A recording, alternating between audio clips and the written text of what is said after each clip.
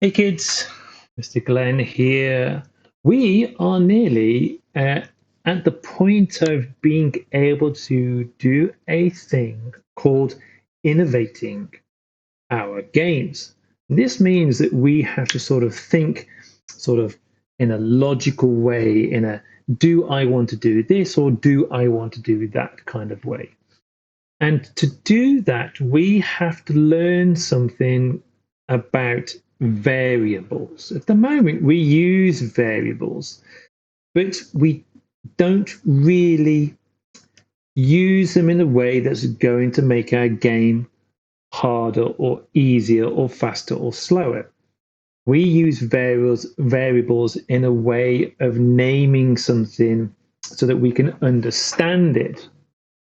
And what I mean is like this. This is called my enemy. And at the moment, my enemy is my pioneer. And so I have variables in here that's called my pirate. And that's me. That's when I play because I'm the player. I'm the pirate. And then we have things, variables called my cannons, so that we understand what they are. And they are they are our projectiles. They're the things that we can fire.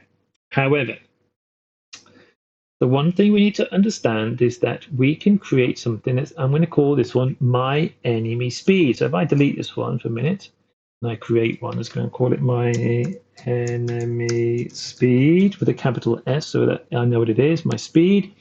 My enemy speed with a capital S. My enemy speed is going to be important because what we're able to do now is when we've got a score and our score goes up to say 10, which is relatively easy to get, my enemy speed needs to increase.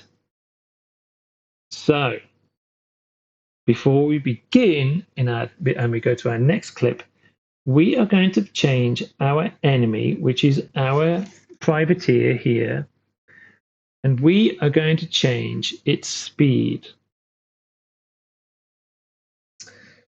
And to change my enemy speed, we are going to change my enemy speed, which is here. This minus 50 right here is the actual speed.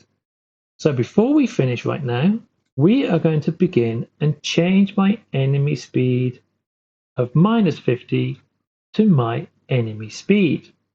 All right, go and do that. And then we're going to see me in the next bit.